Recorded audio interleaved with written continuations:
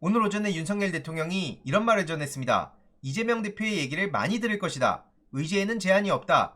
하지만 이걸 믿은 사람은 과연 얼마나 될까요? 아니나 다를까 방금 전 이런 속보가 전해졌는데요. 영수회담의 실무회동이 전격 취소됐다고 합니다. 대통령실의 일방적인 요청으로 전격 취소된 거고요. 애초에 많은 시민들의 예상대로 결국 대통령실은 그냥 언플만 실컷 쏟아내다가 자기들 목적 달성하고 또 모르는 척 말 바꾸는 거죠. 명분으로는 한호섭 정무수석이 수석급 인사교체 예정을 이유로 일방적인 일정 취소를 해왔다고 전해졌는데요. 이게 말이 되는 짓이냐? 총선 민심을 받드는 중요한 회담을 준비하는 회동인데 어떻게 일처리를 이런 식으로 하냐? 다음 회동 일정은 미정이다. 이런 소식이 전해지고 있는 거고요. 일단 이것만 보더라도 지금 윤석열 정부와 대통령실이 어떤 생각을 하고 있는지를 그대로 알 수 있다고 생각합니다. 애초에 이 자체에 기대한 사람들은 보수 진보를 떠나서 거의 없지 않았습니까? 심지어 이런 와중에 더 황당한 소식이 전해졌는데요. 당장 오늘 신임 비서실장에 정진석 씨가 임명됐습니다. 그래놓고 한다는 소리가 원만한 소통을 하고 직무를 잘 수행해 주실 거라고 기대한다. 이런 말을 전하고 있는데요. 이게 제정신이 아니란 말이 나올 수밖에 없습니다. 그도 그럴 것이 여태까지 이 사람이 어떤 길을 걸어왔는지 어떤 망언들을 쏟아냈었는지 똑똑히 기억하는 시민들이 많기 때문입니다. MBC에 대해선 뭐라 그랬습니까? 윤석열 망언을 두고 자막 조작이란 얘기까지 했었습니다. 그리고 그게 매국적인 국기문란 보도다. 이런 헛소리를 했었고요. KBS를 향해서도 불공정 보도다. 뉴스 농단 수준이다. 이걸 방통위가 멈춰 세워야 된다고 대놓고 말했던 사람입니다. 게다가 김진태 씨의 레고랜드 사태 다들 기억하실 텐데요. 이것도 무슨 벌써 몇 년 전 얘기 같은데 불과 1년 반 전 얘기입니다. 이때 나라가 망한다는 얘기까지 나올 정도로 심각한 상황이었는데 무슨 말을 했었습니까? 아, 이거 문재인 정부의 소주성 때문이야. 이런 식으로 그냥 또 넘기려고 했었죠.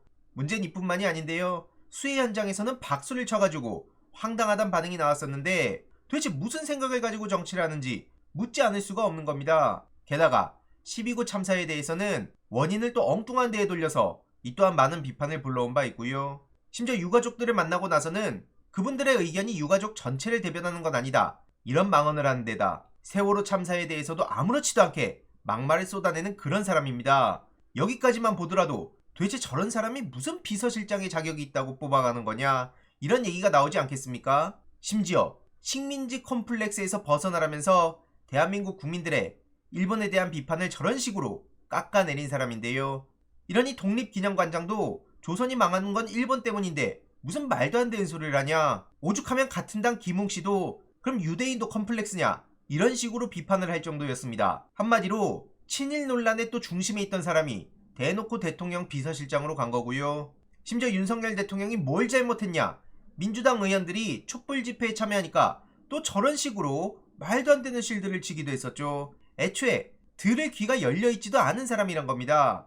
게다가 이재명 대표를 살리려는 어거지 퍼포먼스라며 서명운동도 깎아내린 바 있고요. 무엇보다 노무현 전 대통령에 대해서 저런 극단적인 말을 해서 엄청난 비판을 불러온 바 있습니다.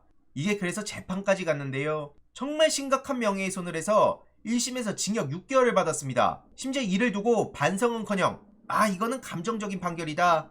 그래서 1심에 불복하고 항소를 한 바도 있는데요. 당시에 국힘에서는 노사모 판사라면서 판사 신상을 털고 별의 별소리들을 다 쏟아냈었습니다.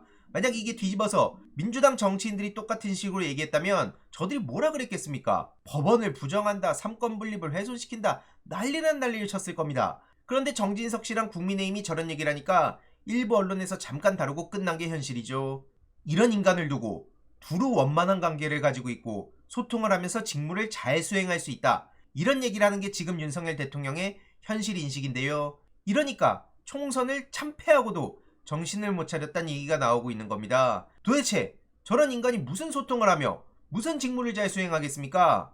이러니 민주당에서도 즉각 비판에 나섰는데요. 정치할 생각이 없구나. 이런 비판을 할 수밖에 없는 거죠. 앞서 보셨듯이 노무현 전 대통령에 대한 사자 명예훼손으로 실형까지 선고를 받았고 이재명 대표에 대한 무수히 많은 막말과 비난을 쏟아낸 데다 세월호 참사, 이태원 참사 여기에 대한 막말도 끊임없이 쏟아내서 이건 당연히 국민 눈높이에 맞지가 않다는 얘기가 나오는 거고요. 당연히 국민들이 납득할 수가 없다는 거죠. 그것도 총선을 참패한 직후에 이런 결정을 내리니 저 도대체 생각이란 게 있는 건가? 이런 말이 당연히 나오는 거고요. 이러니 보시다시피 네이버 댓글에서도 결국 또 친윤이구나. 정신 못 차리고 있다. 정진석 하면 친일, 권위의식, 불통 이런 단어들부터 떠오르는데 아주 망하려고 작정을 했구나. 친일은 서로 끼리끼리 노는구나. 이런 반응들이 계속해서 이어지고 있습니다. 헛발질 제대로 한 거고요. 그러든 말든 눈치도 안 보겠다 이런 얘기겠죠. 이해로도 지금 민주당에서는 수원지검의 문제 제기를 계속하고 있는데요. 조작 수사에 전력이 있는 사람들을 우리가 어떻게 믿겠냐 이런 지적입니다. 한마디로 이화영 전 부지사의 술자리 회유 의혹과 관련해서 국정조사와 특검을 추진해야 된다는 목소리가 나오고 있는 거고요. 수원지검 2차장 검사들의 과거 전력을 보면 재소자들에게 특혜를 제공했다가 징계까지 받았던 사람이라든지 이런 문제들이 있기에 그래서 결국 국정조사, 특검이라는 거고요. 이게 어떻게 되는지도 두 눈 부릅뜨고 지켜봐야 됩니다. 이런 와중에 국힘 내부의 분열은 점점 더 커져가고 있습니다. 한동훈 씨가 대통령실의 오찬 초청을 거절했다고 하죠.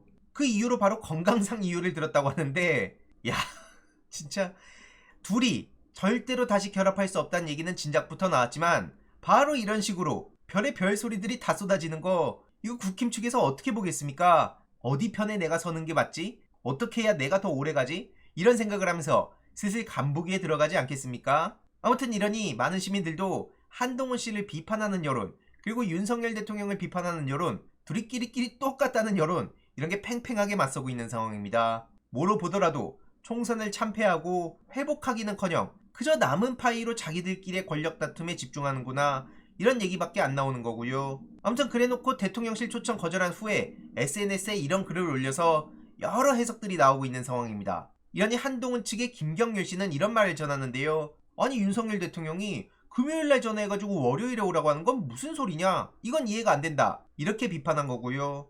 비대위 단체방에서도 왈가왈부가 있었다고 합니다. 무엇보다 제일 중요한 건 아니 이재명 대표도 만난다고 하면서 총선 당시 가장 애썼던 한동훈은 왜 패싱하냐?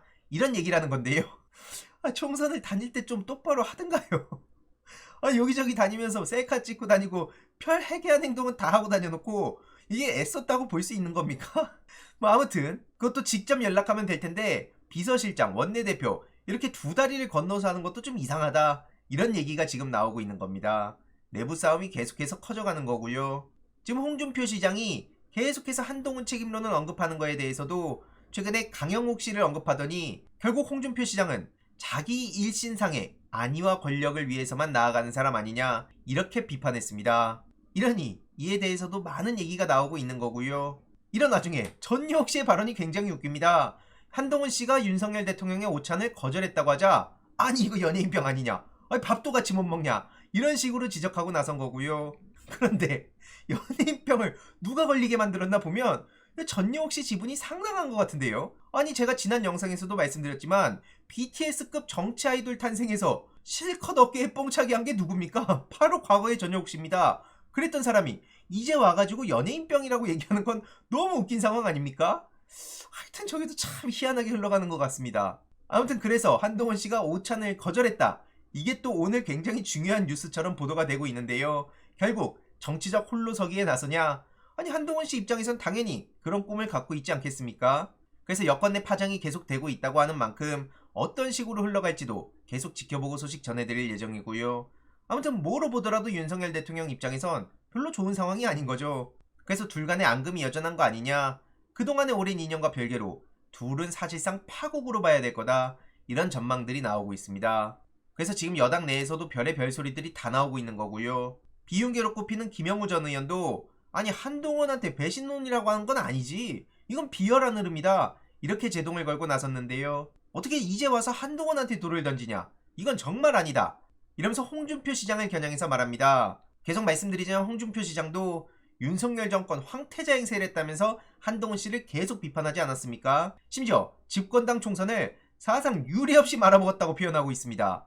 그러면서 윤석열 정부에 협조하고 조언을 해야 된다. 대통령 흔드는 거에 반대한다. 대선이 3년이나 남지 않았냐. 이런 멘트를 계속 쏟아내고 있는데 홍준표 시장이 아니 계속 말씀드리지만 대구시장이고요. 과연 저런 말들이 윤석열 정부에 도움이 되는 건지 묻지 않을 수가 없습니다. 오죽하면 신동아 같은 데서도 결국 이 지경까지 온 거는 윤석열의 자업자득이다. 뿐만 아니라 조선일보, 중앙일보 등등 사방에서 윤석열 정부에 대한 비판이 쏟아지고 있고요. 앞으로 이 또한 계속해서 커질 수밖에 없는 거죠. 그리고 마지막으로 여기에 더 얹어서 김건희 씨의 활동 재개 소식까지 최근 전해지지 않았습니까? 22일부터 25일까지 루마니아 대통령이 한국에 공식 방문한다고 하는데 오늘부터죠. 그래서 김건희 씨도 정상부부 동반 만찬 등 일정을 소화한다고 하는데 기사 열심히 내보내길 바랍니다. 얼마나 그동안 근질근질했겠습니까? 참고로 지금 스토킹 혐의 수사가 들어간다고 하는데요. 김건희 씨한테 명품을 건넨 최 목사가 오히려 수사를 받게 된 상황입니다.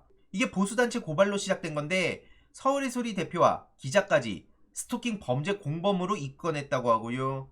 근데 중요한 건 스토킹 범죄는 피해자가 불안감과 공포감을 느껴야 인정이 됩니다. 결국 김건희 씨가 조사를 받아야 된다는 건데 과연 이게 어떻게 될까요? 무엇보다 이게 스토킹입니까? 이런 카톡 내용을 보고도 스토킹을 당했다는 얘기가 과연 나올까요? 아무튼 이 또한 계속 지켜봐야 된 중요한 포인트고요. 무엇보다 지금 저런 거 스토킹을 당했네 만에 이럴 게 아니라 도이치모터스 주가 조작 문제, 그리고 최근 김건희 씨 관련 비선 라인 논란, 이런 게 어떻게 처리되는지나 빨리 소식을 좀 전해줬으면 좋겠습니다. 도대체 이런 거 언제까지 질질 끌리는 겁니까? 아무튼 저렇게 엉망이니까 TK랑 보수층도 휘청거린다는 얘기가 나오는 거고요.